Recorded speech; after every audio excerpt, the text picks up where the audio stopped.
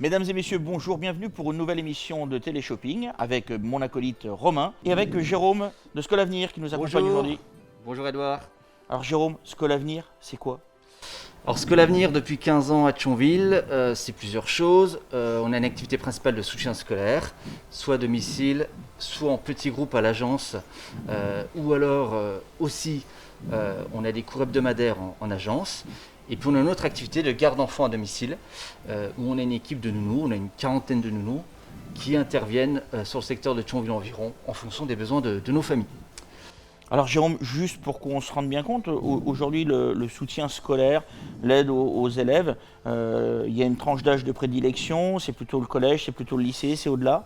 Alors statistiquement, on a 60% de nos élèves contre 13 et 17 ans. On a quand même, le primaire se développe de plus en plus. On a environ entre 15 et 20% de primaire. Et on a aussi des adultes. À Thionville, on a la particularité d'être une zone frontalière.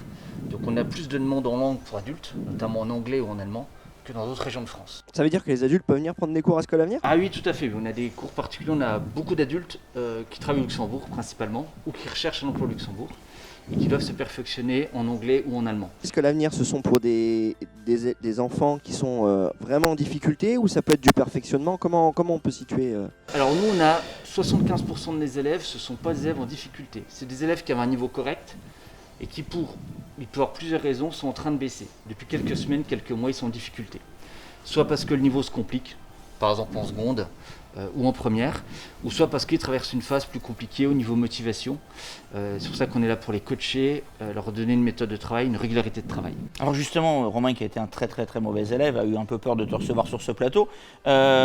Ça a changé aujourd'hui l'accompagnement des élèves ou c'est tout bêtement, j'allais dire, un prof qui vous explique comment bien faire? Ah non, alors ça a quand même beaucoup changé, nous on le voit depuis 15 ans.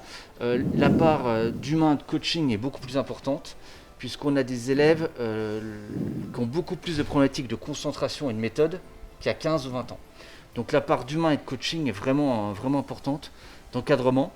C'est pas juste donner des exos. Je suis un mauvais élève, parce qu'Edouard vient de le dire. Comment je fais ? Je vais où ? J'appelle, je me déplace à l'agence, comment que ça se passe ? Déjà, où est basée l'agence ? Alors nous on est place Turenne à Thionville, on a toujours été au centre de Thionville, on a une nouvelle agence donc depuis 1 an, qui est toute neuve, qui a été construite.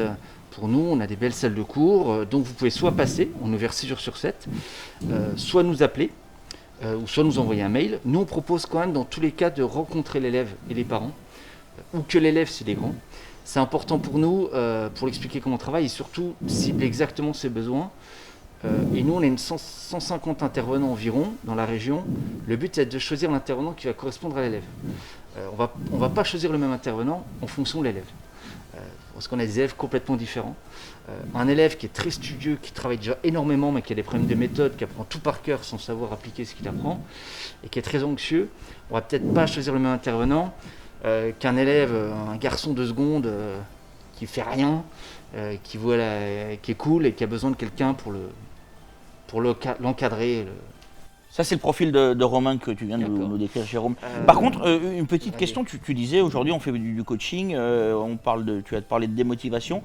Est-ce que justement, en raison du Covid et des différents confinements, il y a eu un afflux de personnes qui sont venues vous rencontrer pour résoudre ces problèmes-là, ou au contraire, tu as été aussi frappé de plein fouet par le confinement? Alors dans notre métier, dans le soutien scolaire, on a été frappé dans la fin d'année scolaire dernière, donc entre mars et juin, puisque le bac était annulé, le brevet était annulé, tous les concours, école de commerce, école d'ingénieur post-bac, tout a été annulé. Donc on a tout le métier a souffert en fin d'année scolaire dernière. Depuis le 1er juillet, l'activité repart normalement, avec quand même deux facteurs importants. Il y a plus de besoins, parce qu'il y a plus d'élèves qui ont décroché, mais c'est compensé par le fait que l'avenir est assez flou. Les parents ne savent pas si le bac va être maintenu, si les examens vont être maintenus, comment les élèves vont être évalués pour le brevet, le bac, les études post-bac. Et puis il y a un flou aussi économique, c'est-à-dire que nous on ne vend pas des produits de première nécessité. Et quand on a des parents qui ne savent pas s'ils vont garder leur boulot ou qui ne savent pas de quoi demain sera fait, et ben ils ont plus de mal aussi à s'engager sur des cours.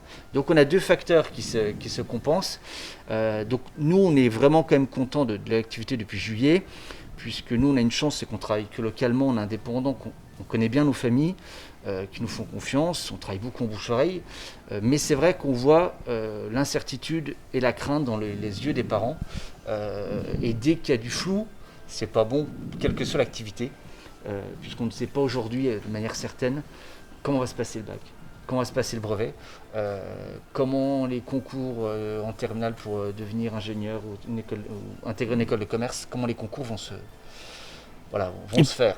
Et pour finir sur une note d'optimisme, tu nous parlais en début d'émission d'un service complémentaire qui est aujourd'hui du service de nounou, si je puis dire. Voilà, alors en fait, on a lancé en 2009 un service de garde d'enfants à domicile, parce qu'on avait des familles qui nous le demandaient.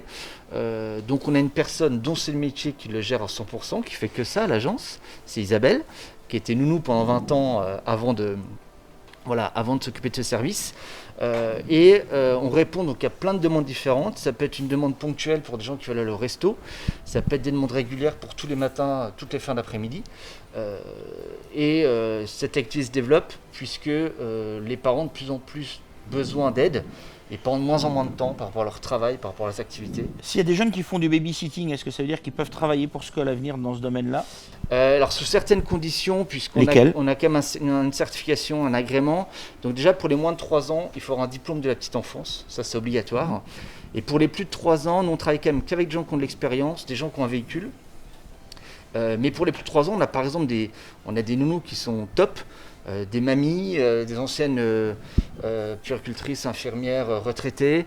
On a aussi des gens qui sont mamans et qui ont déjà gardé des enfants dans le cadre de privé.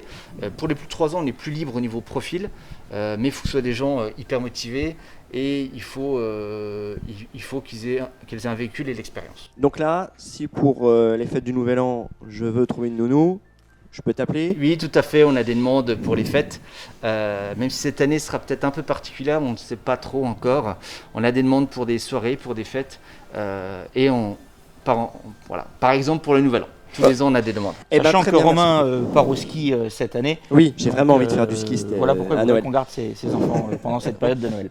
Jérôme, merci beaucoup. Merci beaucoup, merci à vous. Et puis, je voulais juste dire que Skoll Avenir, on se développe depuis 15 ans grâce à l'agence. Et merci à Valérie, Isabelle et à Sandra qui, au quotidien, se démènent pour nos familles et trouver toujours la solution la plus adaptée. Le message est passé, on en profite pour embrasser toutes celles et tous ceux qui nous regardent. À très bientôt à toutes et à tous. Merci, au revoir.